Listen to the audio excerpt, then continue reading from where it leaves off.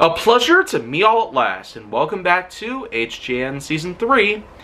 And more importantly, what we're going to do today is we are going to discuss a couple of things about something that we know in the business as customers.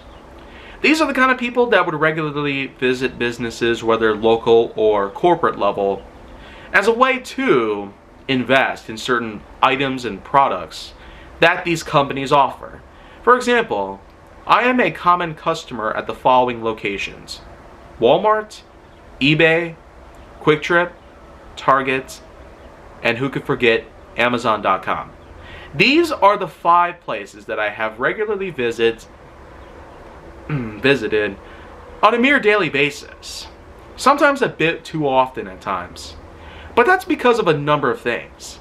These stores oftentimes have the products that I need the most in terms of completing my projects, getting myself a good assessment ready for other projects, and of course, doing some good research on what else I can create. And there are a number of things that I have going on right now. And if I could name a few things I've done, for example, there are a couple of new Hot Wheels sets that I've decided to buy to create more Hot Wheels hilarity content. And of course, you're going to be seeing a lot of that too throughout the rest of this spring here in 2023. Another time, I've gone onto Amazon.com to buy a few PlayStation 4 games. The main purpose? To make more GWK content. And of course, there are also points where I bought Nerf for anything Nerf Secrets Revealed related, like an upcoming Season 2 of Distance Gauge, which, if you remember, was almost 2 years ago when the last time happened. And I really ought to say, that first time was actually a pretty good idea. A way to essentially revive the somewhat forgotten nature of a well-known channel that did Nerf-related range tests called Random Shadow 09. But, of course, the ideas of simply reviving certain projects that have been since lost because of the creators not, simply allowing their channels to die off. But not in the way of deletion. No, that would have been too easy. They just simply have their channels abandoned, as in videos haven't been made on them for years now. I guess that there's a few other ideas I could conjure up, and well, how about recreating the building of Lego products like Nickname 2002 did? Or maybe how about I create a new Thomas and Friends saga like Miss Oliver and Blossom did up until 2017 when he decided to abandon the channel. Or I could probably do, there's a few other things I might have in mind right now, but not to get off track, but it's basically just that.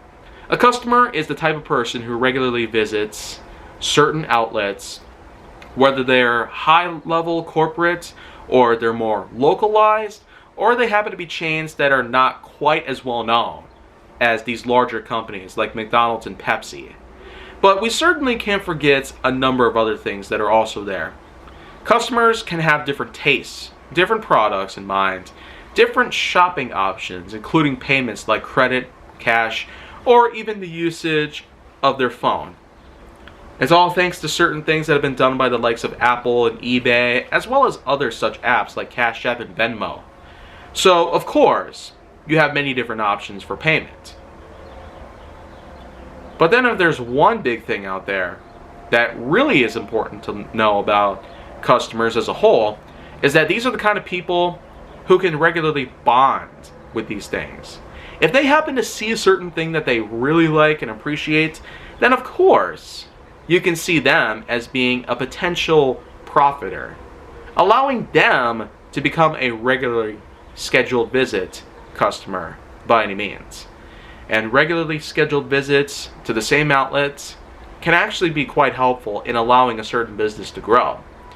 And of course, there is actually a double building. It doubles as an apartment. But these are mainly store outlets. There was, of course, a new bakery and even a thrift store that opened here in Menominee Falls not too long ago.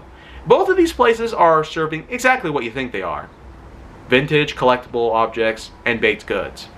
These places were brand new. They were opened only a few months ago. So this can only be one thing. They're local businesses hoping to make a good living in usage of selling certain goods and products, and allowing for such services like employment to take place.